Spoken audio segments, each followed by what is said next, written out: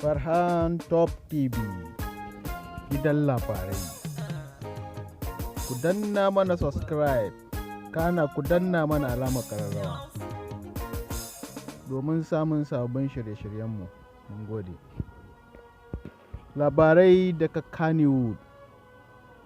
Jarumi Adam A. Zango, Ummi Rahab.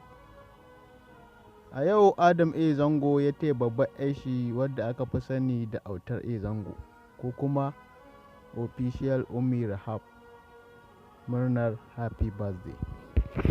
Tara da cewa a yau 'yata ta shiga shekara 15 da haihuwa.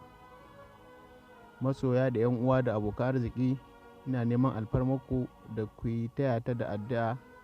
Allah ya ba ta rayuwa mai albarka, miji na gari, sannan da kariyar Ubangiji a duk inda take.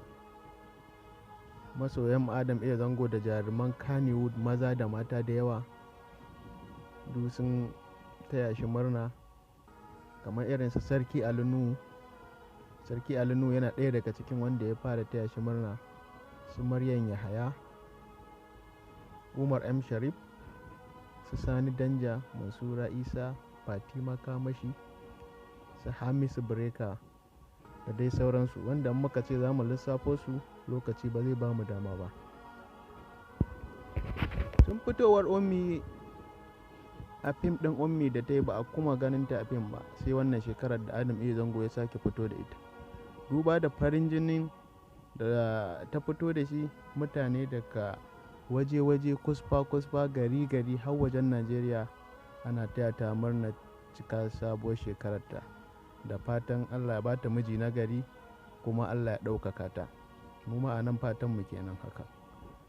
Domin samun zababbun shirye-shiryenmu ku ci gaba da biyo mu Farhan Top TV. Ku dangwala mana alamar subscribe sannan ku danna mana alamar ƙararrawa. Mun gode.